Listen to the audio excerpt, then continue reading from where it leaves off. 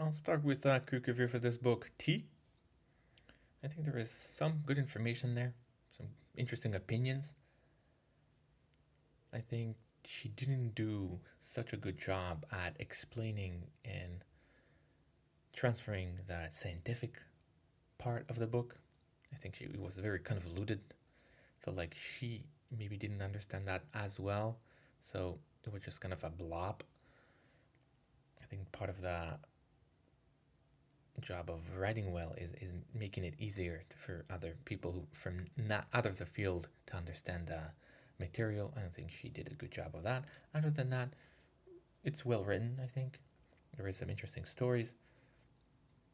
Maybe a little bit too much on the background story of how she went to things. A lot of scenery building, but I understand that. Overall, I think I'll give this book 3 out of 5. I think there is some interesting information overall, well written, quite entertaining, and again interesting opinions. Let's see the notes. Men on average have 20 times more T compared to women. They have 20 times more. T is responsible for changing the voice of males. That's what T, or testosterone, is responsible for. Removing the testes eliminated the production of T. When we cut it out, that's where it's produced. So when we cut it out, there's no production of T. Hormones, or messengers, carry information in a similar way to neurotransmitters, just reaches farther. There's a typo there. So hormones are basically messengers. They carry information. And it works a very similar way to neurotransmitter in the brain, but hormones go all over the body, whereas neurotransmitters are just in the brain. Cells would tune into a certain frequency to detect hormones carrying information. So it's almost like a frequency, almost like a radio frequency. Some cells are tuned into certain frequencies and cannot accept other ones. Some are more open to others. Most cells, don't worry, most cells are sensitive to insulin and glucose. So most cells are tuned into that frequency of insulin. It's not exactly, not literally frequency, but they accept or can read, whatever you call it. So most cells are sensitive to insulin and glucose as fuel. Sex is only decided around week 6 of pregnancy, so it takes a while until it's been decided. Generally, boys prefer war or transportation toys and playing the hero, while girls prefer tea parties, socializing, and being safe after an attack. Such as main differences, general differences on average between boys to girls. On some occasions, individuals can naturally turn from a girl to a boy, so that does happen on some occasions. Introducing tea in the womb can change the genitalia, so if we artificially do it, it could change the sex. On average, boys play physically while girls play verbally. Again, on average, there is some differences between the way they play, naturally play.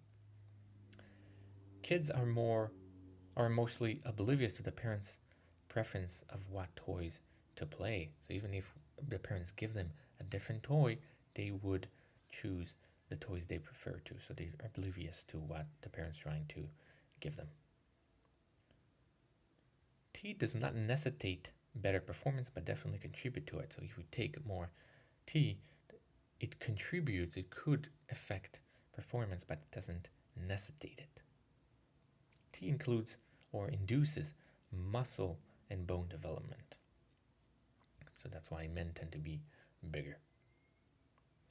Sugar itself is not the cause of kids running around, rather, it's the party association. So it's common to think that sugar is what caused kids to not go to sleep in some situations.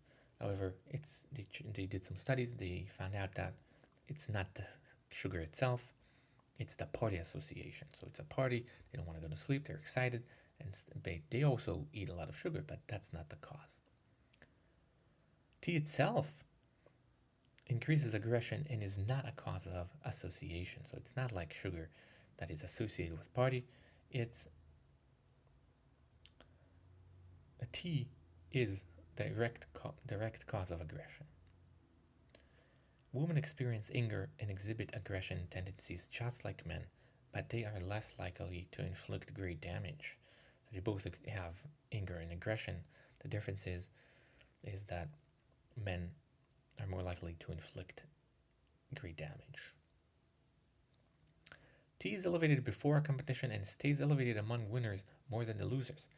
So both have, before a competition, both the winners and losers would have elevated levels of T, but it would stay elevated among the winners. Men with kids tend to have lower levels of T, implying a more committed father. So men with kids, they would exhibit usually lower levels of T, which is make them less likely to look and explore new mating opportunities. Next one, gays have more sex than lesbians. So men on average have higher sex drive, that's why gays have more sex than lesbians.